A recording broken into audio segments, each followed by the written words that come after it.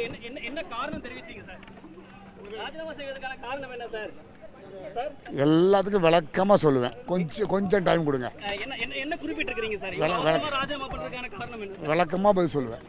விளக்கமா உங்களது நண்பர்களை நான் சந்திப்பேன். விளக்கமா சொல்லுவேன். அதிமுக தலைமை மீது அதிருப்தி ஏற்பட்டதா? என்ன காரணம் ராஜினாமா செய்ய? எல்லாத்துக்கும் விளக்கமா பதில் சொல்லுவேன். கொஞ்சம் பிரீத்திங் டைம். ஏன்னா 3 முறை அந்த தொகுதியில நீங்க தேர்வு செய்யப்பட்டவங்க.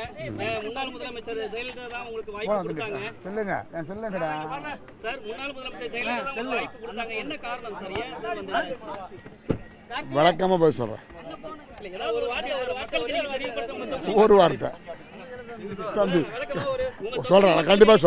கண்டிப்பா சொல்லுவேன். எனக்கு முக்கியமே என் தொகுதி மக்கள் தான்.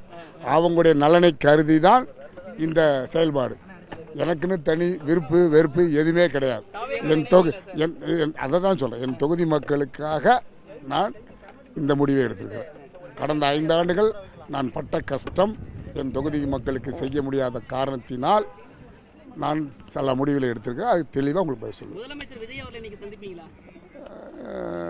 முதல்வர் சந்திக்க எந்த பாவம் செய்ய முடியாது, அது தீய செய்ய முடியாது. இன்னைக்கு நன்றாக ஆட்சி செய்திருக்கின்ற தலைவர் சிஎம்ஐ சந்திப்பில் வாய்ப்பு கிடைத்தால் சந்திப்பேன்.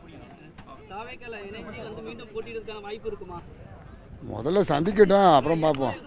அது அது அது யாருக்கு எதோ தெரியும் நாளைக்கு நடக்க போகுதுன்னு.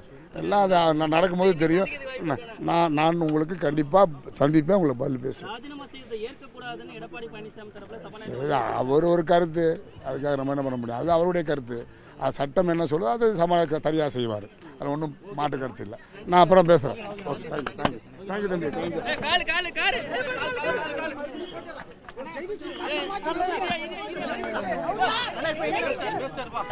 சரி போலாம் தம்பி, நான் பேசுறேன் வந்து அப்புறம் வரேன். என் தம்பிகளை அண்ணனை கண்டிப்பா சந்திப்பேன். என் சகோதரர்களை நிச்சயமா. என்ன கேட்டீங்க? எந்த கட்சி ஆஃபீஸுக்கு? இல்ல அதை நான் சொல்றேன். அதெல்லாம் என்ன இருக்குல்ல, அதெல்லாம் சொல்றேன். உங்களை பேசுறேன், நான் பேசுறேன். கண்டிப்பா உங்களை சந்திக்காம இருக்க மாட்டேன். உங்களை சந்திப்பேன் நிச்சயமா. விளக்கம் கொடுப்பேன். கண்டிப்பா கொடுப்பேன் தம்பி, உறுதியாக கொடுப்பேன். அதெல்லாம் உங்களுக்கு நிச்சயமா கொடுப்பேன் தம்பி. உங்களுக்கு உறுதியாக நான் கொடுப்பேன், கவலைப்படாதீங்க. ஆமா, இப்பவும் நான் மக்கள் சேவை செய்வேன். கண்டிப்பா கொடுப்பேன் தம்பி.